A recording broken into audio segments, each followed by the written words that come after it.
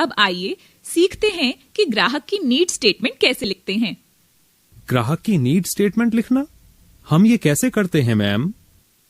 मैं आपको समझाती हूँ। ग्राहक की जरूरतों को उस काम के रूप में लिखा जाना चाहिए जिसे वे करना चाहते हैं। नीड स्टेटमेंट में टेक्नोलॉजी, प्रोडक्ट या सर्विस सुविधा का समाधान शामिल नहीं होना चाहिए।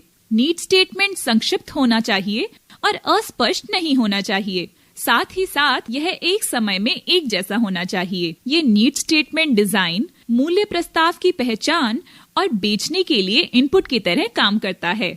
आपको ये याद रखना चाहिए कि कोई ऐसा कंसिस्टेंट स्टैंडर्ड नहीं है जो केवल एक तरह की आवश्यकता को परिभाषित करता है। उसका उद्देश्य, संरचना, सामग्री और प्रारूप क्या होना चाहिए। हालांकि कंपनियां ग्राहकों से बात करती हैं, लेकिन उनके द्वारा इकट्ठा किए गए इनपुट्स उद्देश्य, संरचना, सामग्री और प्रारूप में भिन्न होते हैं, जो परिवर्तनशीलता को लाता है और ये नवाचार प्रक्रिया को पटरी से उतार सकता है। इसके बाद उत्पाद से ध्यान हटाकर उस कार्य के एग्जीक्यूशन के लिए किए गए प्रयासों पर ध्यान केंद्रित करना महत्वपूर्ण है, जो प्रोडक्ट या सर्विस ग्राहक के लिए करना चाहता है।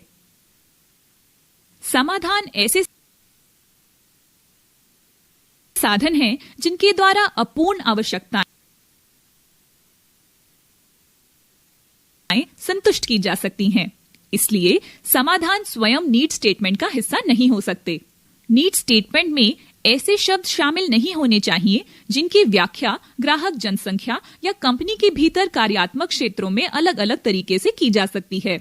इसे आवश्यक स्टेटमेंट के इरादे के अनुसार असहमति हो सकती है। किसी भी क्रिया, वस्तु या गतिविधि के लिए एक जैसे शब्दों का प्रयोग अलग अलग स्टेटमेंट में किया जाना चाहिए और एक कंसिस्टेंट फॉर्मेट में होना चाहिए।